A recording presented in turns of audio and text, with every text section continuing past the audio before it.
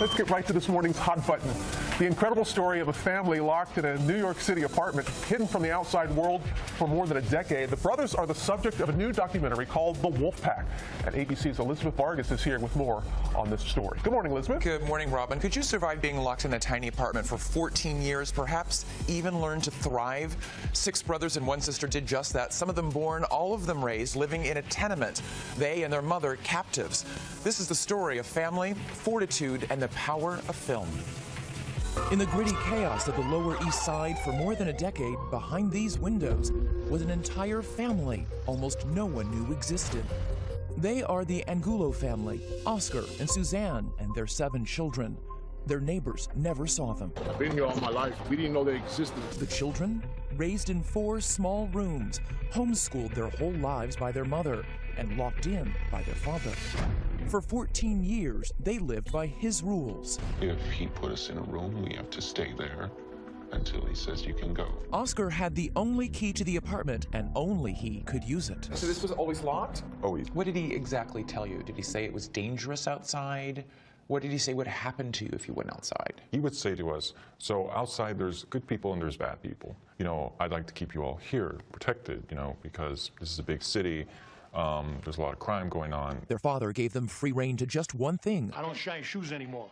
Movies. They were the boys' only window to the outside world, losing themselves in the wilderness of The Last of the Mohicans, the streets of Sicily in Godfather, and the gritty New York underworld in Goodfellas. The films were more than entertainment. They were salvation. The movies taught us, like, sort of how to speak to one another. Who the hell else are you talking? Talking to me? How you interact with another person, then have an opinion. Marvin, what do you make of all this? How many hours a day would you watch these movies? All day. All day? Every day. How many movies have you seen? Let's just say over 10,000 movies. You've seen over 10,000 movies? Like, at least The Dark Knight, Pirates of the Caribbean, Blade Runner, Taxi Driver, and Apocalypse Now, Citizen Kane. No Country for Old Men, Halloween, Gone with the Wind. At some point, simply watching is not enough. Mr. White. The boys decide to become a part of the movies they love. In the confines of their tiny apartment, their imagination runs wild. Every time my fingers touch brain, I'm super fly TNT. With every line, every hand gesture, every expression memorized, they assign parts and perform. Their only audience is themselves. Scenes from Reservoir Dogs, Pulp Fiction. Don't be looking at me like that, right? I can feel your look. Batman. Every punch choreographed.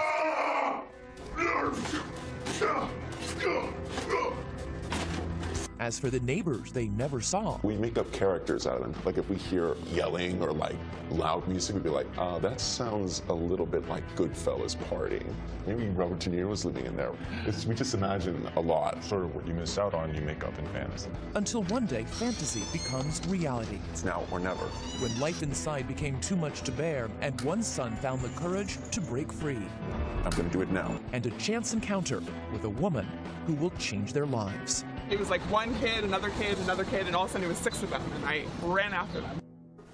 That young woman, Crystal Mazel, would go on to change their life. She made the documentary The Wolfpack, which debuts nationwide tonight. We're doing an hour-long special. It's an incredible story. Where do we start? Yeah, With all the questions that we have for you. Wow. What's their favorite movie? I asked them that. It's an impossible question to answer. They have watched and memorized thousands and thousands and thousands of movies. They reenact scenes.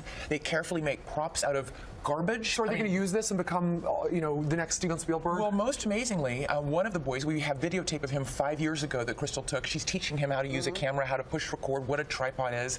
We have videotape of him today working as a cinematographer. Oh, that's so cool. On an That's so independent cool. movie. But they memorized the lines to all these movies. They These wrote movies down saved all them. the scripts. We have them. They show them to me. It's pretty incredible. But even most amazing, you know, as they're going out and rubbing elbows now with celebrities and getting all this fame, they still go back to that tiny tenement apartment. Yes. They all still live there except one son. And to be so well adjusted. It's After amazing. all, It's a testament to the power of imagination, the power of resilience, and family film and fortitude. This is an incredible story. You said it's the most shocking you've ever It's my done. favorite hour I've ever done. Wow, well, that's a tease. And you can see, you'll see the full story on 2020 tonight with these two that are sandwiched between, yes. right over here. Right here. And We're going to kick you two out. The Wolfpack documentary opens in theaters nationwide today, Yes, right? today. Right. Thank you, Elizabeth. Thanks, Robin. See you tonight at 10? See you tonight. All right. Be there, be square. Be there. It's a New York City public housing development, home to some 800 people. I am a rare visitor to the apartment where the Angulo family lives. Come on in. 21-year-old Mukunda invites me in, show me the home that was his prison for 14 years. The apartment is 1,000 square feet. The largest space is this living room. That's two of me. Yes. Yeah. It is small. The apartment home to 7 children and their mother Suzanne and their father Oscar. He had the only key to the front door, and only he could use it. So this was always locked? Always. His father blocked the door with a tall ladder to keep intruders out and his wife and children in. And when you lift the ladder, it'd make a loud like, so he would know if anyone was attempting to go out. Oscar creates their own fortress of solitude. In these home videos, scenes of the strange world in which they lived.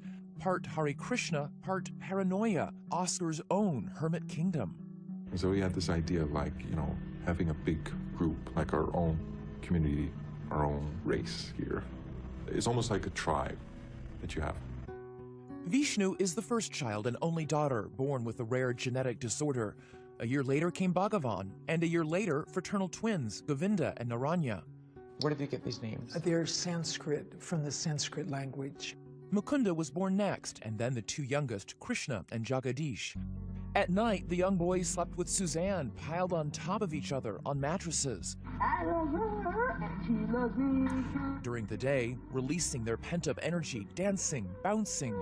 Their entire childhood homeschooled by their mother. For the 6 boys, recess was roller skating indoors, back and forth in that tiny hallway. But the most important lesson every day, Oscar's rules. Number 1, the boy's hair was never cut. He always encouraged us to have long hair. When you have long hair, you are powerful. He was like, be a powerful person. Rule number 2, stay inside. What did he say would happen to you if you went outside? He would say to us, so outside there's good people and there's bad people. And I would always explain, I'd like to keep you all here, protected. Here, there were rules about what rooms they could enter. In the apartment, there's a kitchen, a bedroom, 2 bathrooms, and 3 more rooms.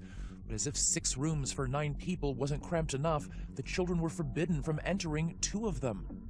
Mukunda says it stems from his father's fear. He banned the boys from rooms that shared walls with the neighbors. He didn't want anyone to hear what we were doing or that we were laughing, or he basically didn't want anyone to know we were here.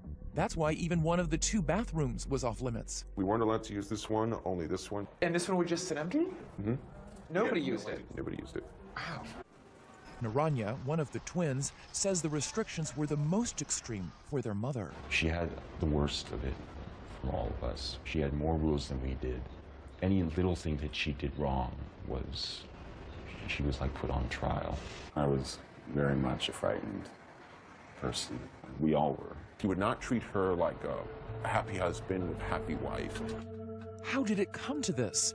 Suzanne, who grew up in the farm fields of the Midwest, met Oscar in the exotic jungles of Peru, hiking to Machu Picchu. He really thought and acted in a much bigger way than most people. They married within months, living first in a Hare Krishna preserve, later in a van, having baby after baby. But when they ended up at the New York housing project, Oscar shut the door and pocketed the only key. You didn't argue, no, this is silly, we're overreacting. At that time, I didn't have a lot of control about the choices that I made or could make. Suzanne had no contact with her family. Her sisters say she left no trail, no address, no phone number. We just felt there was no way of knowing. How do we find out? I mean, we had to hire a detective. No one had seen her. Suzanne was hiding in plain sight. Oscar didn't work, and the family survived on welfare and the money she earned from homeschooling. All her time was spent tending to her 7 children inside. It must have been deeply painful to see your kids growing up confined. Well, sometimes it was hard because I thought I wanted them to be out in the fresh air because that's what I did as a child. The children's only view of the wonders of the world were through Suzanne's memories of the life she used to have. When my children were younger, we would sit and look out the window and I could compare it to the view on a mountaintop. Those big buildings might be other mountains. It was kind of fun. It broke the monotony a little bit. Oscar would grant rare outings with more rules. They were told where to look, how far to walk, and never to interact with strangers.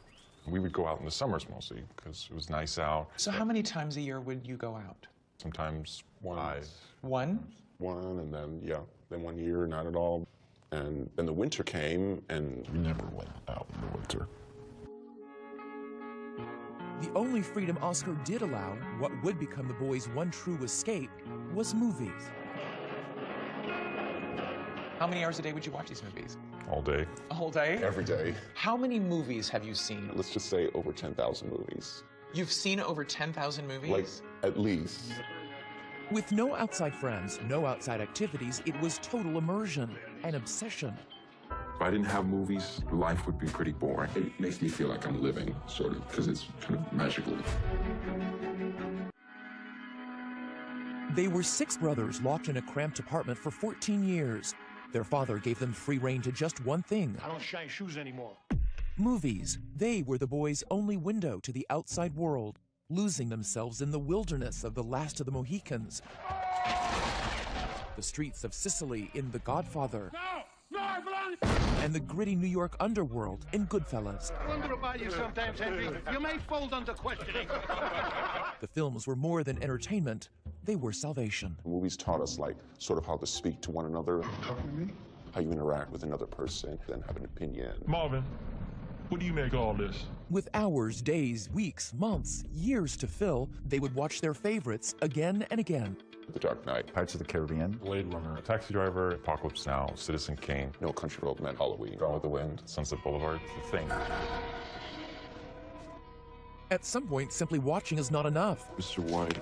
The boys decide to become a part of the movies they love. In the confines of their tiny apartment, their imagination runs wild. Every time my fingers touch brain, I'm Superfly TNT. I kind of thought, why don't we do those films? Be those characters. They painstakingly transcribe every word, spending weeks creating handwritten scripts, homemade costumes, and props. Inglorious Bastards. How many scenes in the movie is this? Well, this is a whole movie. This is the whole movie? Every word that is uttered in that movie. And that's every word that's uttered in Pulp Fiction? Yes. Yes. You've got to be kidding me. With every line, every hand gesture, every expression memorized, they assign parts and perform. Their only audience is themselves. Scenes from Reservoir Dogs, from Pulp Fiction. Don't be looking at me like that, right? I can feel your look. Batman, every punch choreographed.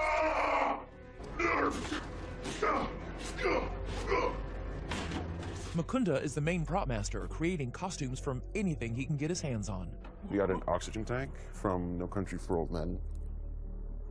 Inside, if you want to feel that, that is little Milo tin cans. It's like a Raisin Bran or Quakers, and I would just tape it all together, get the shape, and just color all of it. That's great. When we do it, I have to get in the mind of the character, play Batman, because it's a responsibility, sort of. That sounds pathetic to some people, but to us and to our world, it is very personal. Did you guys ever look out the windows at other people on the street and wonder what their lives were like? It was kind of like, oh, look at that, that's a school bus, these kids are going to school, just like in the movies. As for the neighbors they never saw, We make up characters out of them. Like if we hear yelling or like loud music, we'd be like, that sounds a little bit like Goodfellas partying. Maybe Robert De Niro was living in there. We just imagine a lot. Sort of what you miss out on, you make up in fantasy. for 14 years they are confined, from first teeth to first words, young boys becoming young men. As they grow, the 4 rooms they live in grow smaller. The claustrophobia becomes stifling. It's scary to want to break out of that box. Then, in 2009, their prison shrinks even further. Oscar, perhaps sensing his growing son's growing restlessness, covers the windows that winter with blankets, sealing off the one remaining link to the outside world. When that was happening, we couldn't even get sunlight looking out the window. I started getting a little like, all right, enough is enough. It is 2010. The tension in the tiny apartment has mounted. It starts to reach like a volcano point where something is starting to erupt. Mukunda's name means giver of freedom, and one morning he wakes up determined to seize his own. It was a Saturday morning, and I just thought, you know what? I've got to do it today. It's now or never. He waits for his father to leave the apartment to buy groceries. I wouldn't dare do it when he was around. He goes to his prop closet and selects a mask to hide his face. He is frightened his father will see him on the street. The mask he chooses, Michael Myers from the movie Halloween. There's no way he would be able to recognize it was me. Right. And then 15-year-old Mukunda opens the front door. Down the 16 flights of stairs. And out into the air. The moment I opened the door, my heart pounded so hard. I was like, Outside without his father for the first time in his life. what do I do? I'm out in the open. It's all out there. There's no going back now. He doesn't even know his own address. I'll know how to get back as long as I keep the building, our building with my side. So you just kept looking back here, sort of as your touchstone. Yes. But you kept walking. I did. mean... And as I recall, I knew which window was ours, and I saw my brothers. Like So you came down to this corner, turn this way, I turned left, yes. turn left. Were you nervous? Really nervous. Still wearing the Halloween mask, he goes into a bank, a supermarket. He is terrified, and terrifying to those who see him. It doesn't take long for someone to call police. Mukunda is escorted away in an ambulance. For most, a nightmare.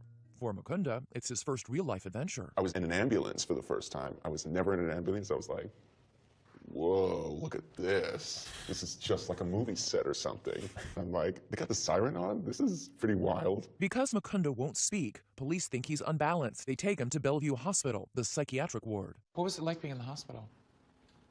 Fun, I have to say. Fun? It was, because I interacted with, like, people for the first time. He spends a week at the hospital, and when he returns, there is a cataclysmic shift in the apartment. Oscar now knows he's no longer in control. Basically, it was that first walk down this first sidewalk that Yes. broke the spell, really, over the entire family, right? It is a walk on Broom Street. After 14 years of claustrophobia and confinement, Mukunda Angulo has broken free of his father's rules, liberating his brothers who now follow. The youngest is 11, the oldest 18. While their father stays in his bedroom behind closed doors, his sons take their first steps outside their apartment without him. What were those first forays out like? Pure excitement. Pure excitement. Yeah. They are tentative at first, traveling in a pack, not going far from home. Their senses are heightened. A simple stroll is supercharged. They revel in their new freedom. Having independence feels really great if you have never had independence your whole life. It's so powerful. You know, you feel like I can survive. I have much more confidence. I can make it.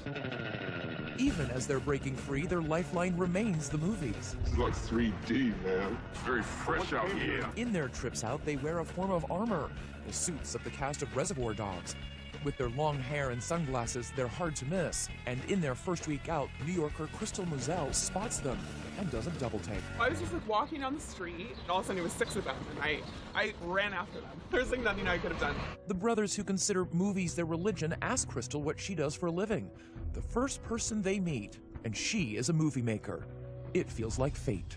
We shared the same passion. It immediately made a connection from there. They arrange to meet, and soon the brothers invite her for dinner at their apartment. Crystal has no idea she is the first outsider ever allowed into the apartment. You're actually our first guest to be invited over. Really? Yeah. Ever? Yeah. Never invited anybody over before. Why not? Because we didn't have friends. He had revealed to me that I was one of the first friends, and that was a huge, like, what? You didn't know that? I was your first friend? Crystal only gradually learns about the confines of the boys' childhood. She starts documenting as they experience life on the outside for the first time. Their first bike ride. First visit to a restaurant. How's that salad? That's Mukunda 5 years ago. Is it gross? No, it's very tasty and very chemical. Chemical? Yeah, tastes like a chemical. And perhaps most momentous, their first time to a movie theater to see Christian Bale starring in The Fighter. That's awesome. That's exciting. I play that guy in The Dark Knight. Batman Begins. You had a front row seat to them experiencing the world for the first time. Yeah. What was that like? Oh, it was wonderful. They would express, oh, we've never been to the beach. We want to go to the beach. I said, okay, let's go. I'll follow you to the beach. At the beach, for the first time they feel the sand in their toes, taste the salt in the air. It's kind of like this baptism as they're like crashing into the water for the first time, and it's very beautiful. How did they grow and change as they began to go out and experience life? They slowly learned how to interact with people. Nice to meet you. Nice to meet you. Where are you guys from? The only way I knew how to make conversation with anybody was, do you like movies? Yes, I do. What's your favorite? I like this movie. Oh, I like that too.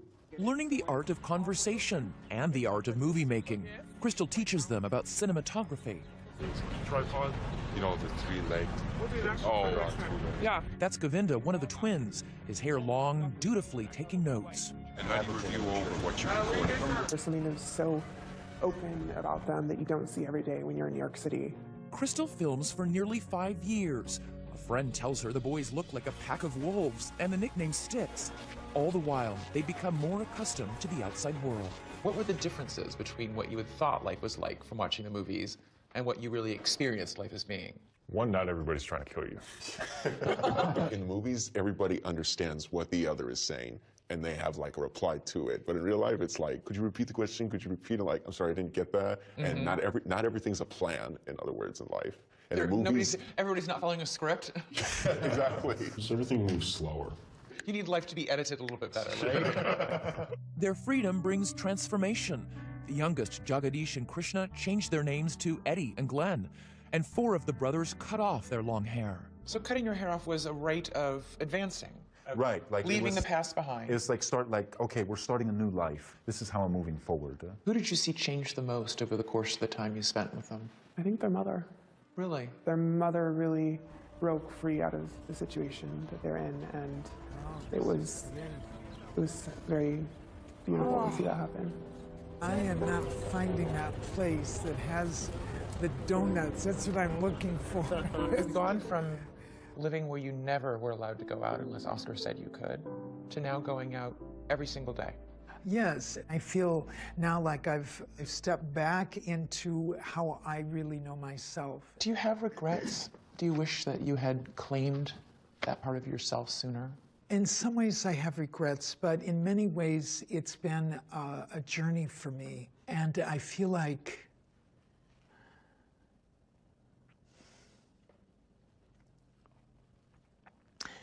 it's been a learning process. And so I can't discount any part of it because it's my life.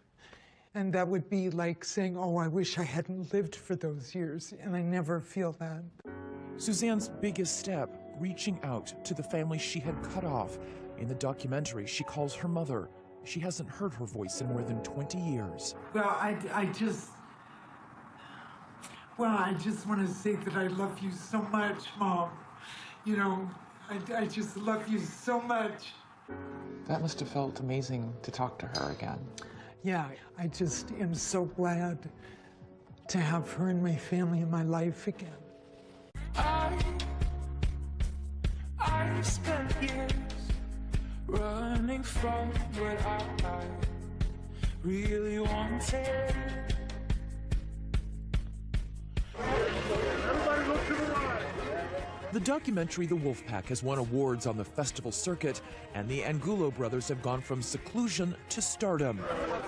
The brothers, who once couldn't imagine speaking to strangers, no less girls, pose with movie stars. They really are so articulate and so charming and entertaining. You must be very proud of them. Yes. But one thing has not changed at all. After a night on the town rubbing elbows with celebrities, they return home to the same apartment that had been their prison. Their father, Oscar, still lives there. Suzanne remains married to him, but says he no longer makes the rules. Are things different now with you and your husband? Yes, our relationship was probably done like a 180. In our visits to the apartment, Oscar remained behind this door, unseen. This is my parents' room. That's your I parents' think room? they're in there. He did not respond to our request for comment. The relationship between Oscar and his sons is irreversibly damaged. Only one brother now speaks to him. The others, like Naranya, are desperately saving money to find a way to move out. I have no interaction with him at all. As far as I'm concerned, he's dead. I'm trying to move out because living under the same roof just haunts me every second. Naranya's twin brother Govinda feels differently. I've grown to kind of forgive him because if I was always living in regret and just hating on the way things were done, I probably wouldn't be able to move on. 22-year-old Govinda is the one brother who has scraped together enough money to move out. Hello. He shares an apartment in Brooklyn with 3 roommates. This is sort of the general movie area. The wall is adorned by a poster of his favorite movie, Taxi Driver. De Niro, who was one of my all-time favorite actors.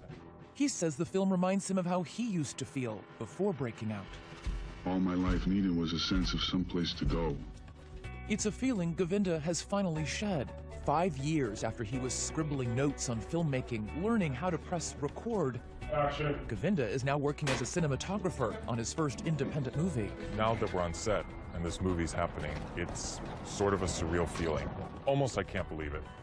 After years inside, all the brothers have been making up for lost time, eagerly pursuing their passions. Naranya works as an environmental activist. I spent a lot of time going to rallies, going to protests. Eddie, the youngest, is an aspiring musician obsessed with 80s music. Bhagavan, the oldest, is a yoga instructor, and he's a teacher with the New York Hip Hop Dance Conservatory. 2.5 years ago, if you asked me to dance, I would not do it. I was very self-conscious, so hip hop dance it allowed me to be more comfortable. And Mukunda is working as a production assistant. He's also directing short films. And action, let's see. This one stars his family. Look directly at the camera. Wave. Cut. That was good. Moving on. And all the brothers are still obsessed with the movies, what got them through the darkest times. So we decided to make a dream of theirs come true. We organized a lunch, making sure to hide what was really on the menu. A surprise introduction to a man who was their lifeline in those dark days locked in their apartment. Hey guys, I need all your attention for 1 second. I have somebody I want you to meet. Wolfpack, meet Robert De Niro. Their reaction, Oscar-worthy displays of shock. Robert. Mr. Robert De Niro, it's an honor to meet you. Robert. Mukunda. They're tongue-tied, starstruck. Naranya. We were just talking about you. And after they sit to break the ice, Naranya asks the question Crystal taught them to use when they first started talking to strangers. What are some of your favorite movies? I like, Lawrence of Arabia, On the Waterfront. What's the one with Montgomery Clifton, Elizabeth Taylor? Place in the Sun. Place in the Sun. Wow. You've seen more movies than I have, I'm sure. Just days before meeting Robert De Niro, the boys had actually filmed a tribute to him, dressed in character, down to the mole on his cheek, reenacting their favorite scenes. Get it out of here, right? I don't care where you got it. Just bring it on back from where you got it. Never rat on your friends, and always keep your mouth shut. You don't hear the word no very often, do you? I hear it all the time. It's more like, no, please, no. Why didn't you make your payment last week? What are you talking about? I made my payment last Tuesday. What are you talking about?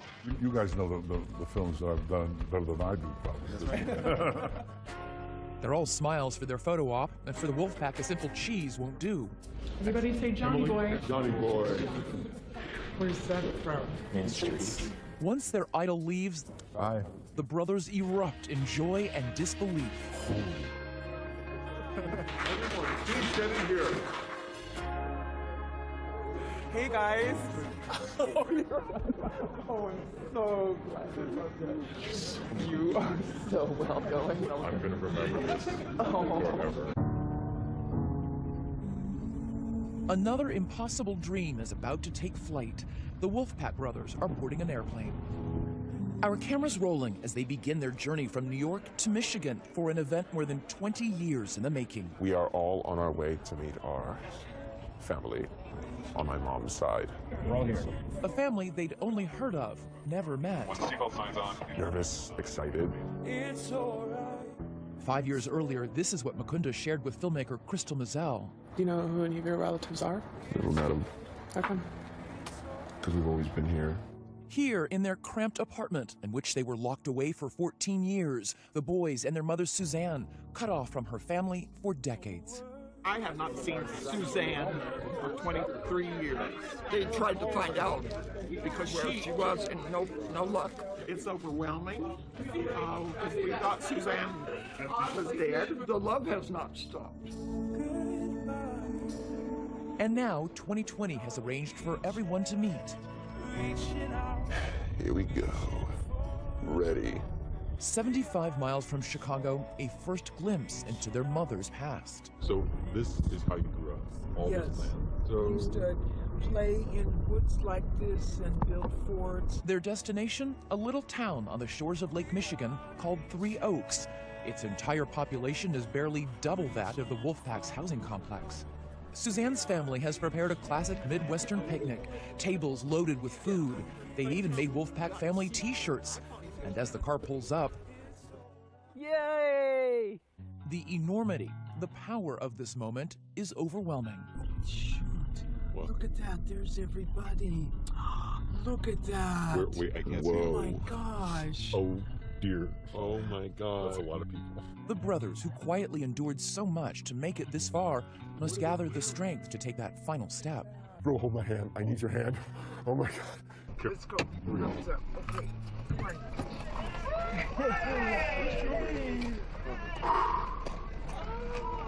Hi, everybody. Hi, Mom. Oh. Are hugs okay?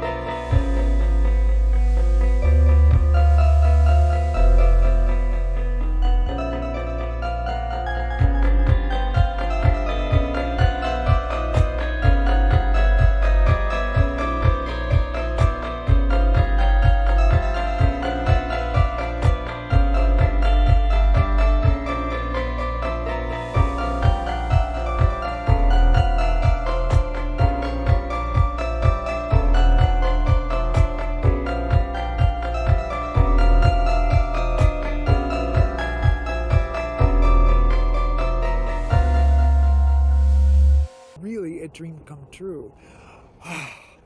Great. Finally. Yes. I know a lot of people, will wonder, are these guys going to be okay? I think we're going to be more than okay. I think we're going to be great. Answer, absolutely. You're survivors. Hell yeah. What made you guys so strong? I have to ask. This one right over there. Mom. Mom's love. Really? I don't think a mom could hear a nicer thing than that. Yes, yeah, that's true. How do I get it back down? The day ends at this campground, Suzanne introducing her kids to a simple and sacred family ritual, roasting marshmallows by the fire. The key to doing it is like you put it on the edge of the fire where it's hot and you turn them so they like toast light brown. At long last, the Wolfpack are back in the wild. Their future as wide open as the night sky. I've spent years running from what I really wanted. Nobody's been impacted negatively by that experience of having to be inside all that time. Well, no, we don't have time for that. We don't like, hey, life's too short. Live it up. Just live it up. live every moment.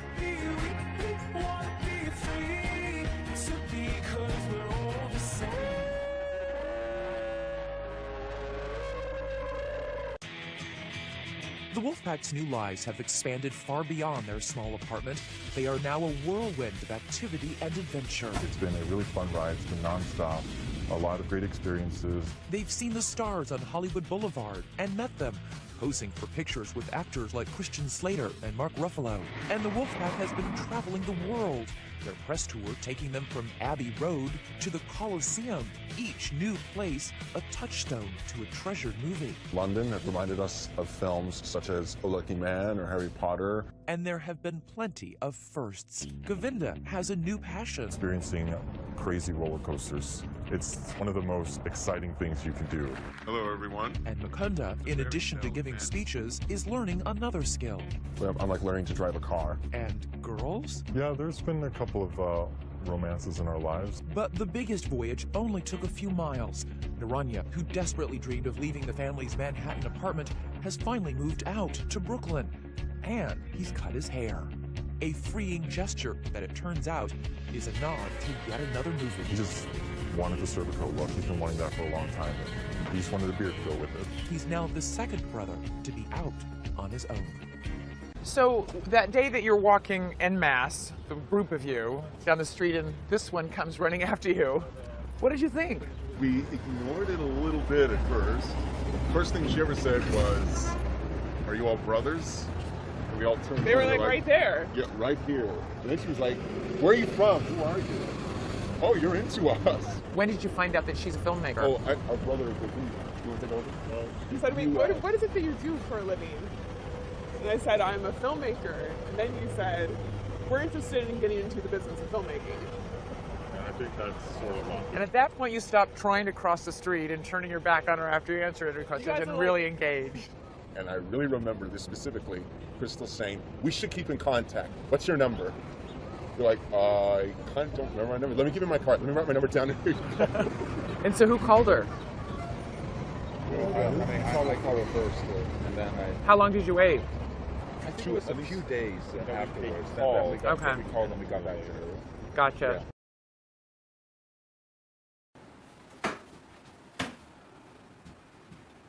Cheese.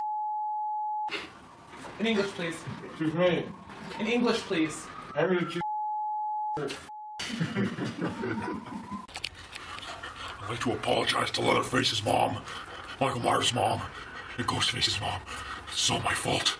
This is my project. I'm so scared.